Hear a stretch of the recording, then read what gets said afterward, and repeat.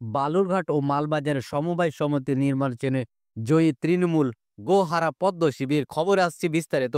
একই দিনে বালুরঘাট এবং মালবাজার দুটি সমবায় সমিতির নির্বাচনে জয় তৃণমূল কংগ্রেসের। দুই জায়গায় থেকে একক সংখ্যাগরিষ্ঠতা পেল ঘাসফুল শিবির।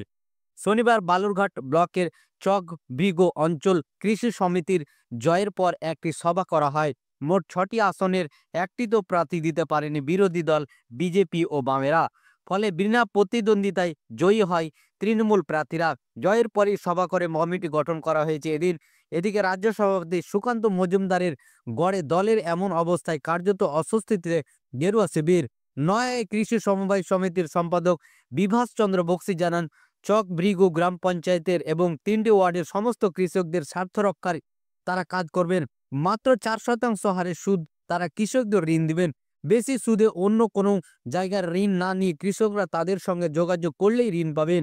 পাশাপাশি এদিন জলপাইগুড়ি জেলার মাল ব্লকের কুমলাই গ্রাম পঞ্চায়েতের নেওড়া সমবায় সমিতির নির্বাচনে গোহারা হারল বিজেপি। এখানে আগে বিনা প্রতিদ্বন্দ্বিতায় তৃণমূলের ২টি আসন জিতে গিয়েছিল। এদিন ৪টি আসন নিয়ে নির্বাচন হয়। নির্বাচন শেষে দেখা যায় ৪টি আসনেই বিপুল ভোটে জয়লাভ করে তৃণমূল কংগ্রেসের প্রার্থীরা। এই সমবায় সমিতির নির্বাচনে বিজেপি ও তৃণমূলের মধ্যেই মূলত লড়াই হয়। সবকটি আসনে বিজেপির কাছ থেকে ছিনিয়ে নেয় তৃণমূল।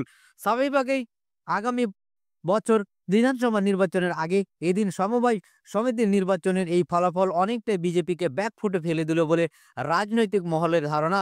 যদিও মাল ব্লকের বিজেপির নেতারা দ্রুত সভা ডেকে এ নিয়ে পর্যালোচনা করবেন বলে জানিয়েছেন। শনিবার বিকেলে 4:30 নাগাদ নির্বাচনের ফল ঘোষণা হতেই উল্লাসে মেতে ওঠে তৃণমূলের কর্মী সমর্থকরা।